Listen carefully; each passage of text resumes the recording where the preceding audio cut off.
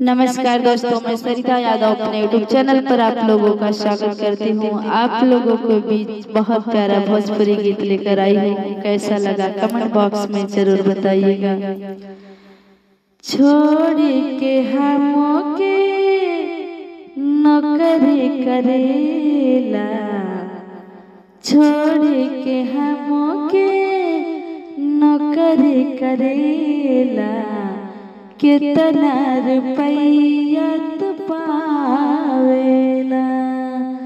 ए सैया जी, ए राजा जी, ए सैया जी, ए राजा जी, याद बहुत तो आवेला।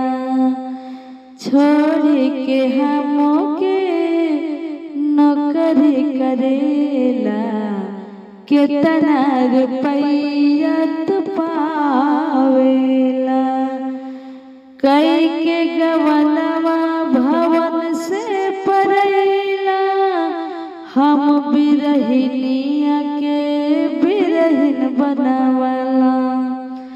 कई के गवनवा भवन से परैला, हम बिरहिन के बिरहिन बनावला। जैसे कि जल बिना तड़पे मछरिया, जैसे कि जल बिना तड़पे मछरिया, वैसे तू हमें तड़पावेला।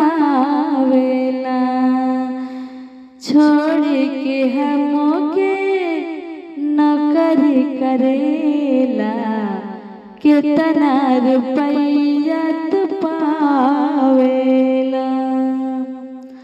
फुर्सत न मिले राजा लिखे के पतिया, ड्यूटी से आवत तू धैले लखटिया।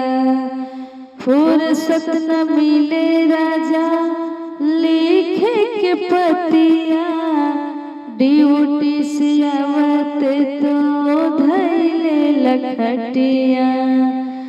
जैसे जंगल बिच कुह के कोयलिया, जैसे जंगल बिच कुह के कोयलिया, वैसे तू हमें कुहकावेला।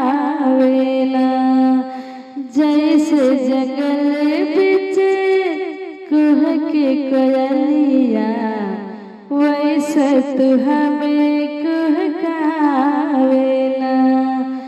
छोड़ के हमों के नौकरी करेला, छोड़ के हमों के नौकरी करेला, कितना रुपया तू पावेला।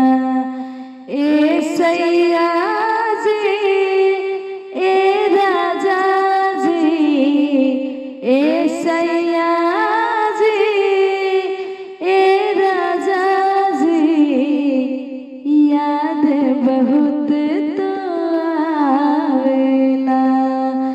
छोड़ के हमों के नौकरी करेला, कितना रुपया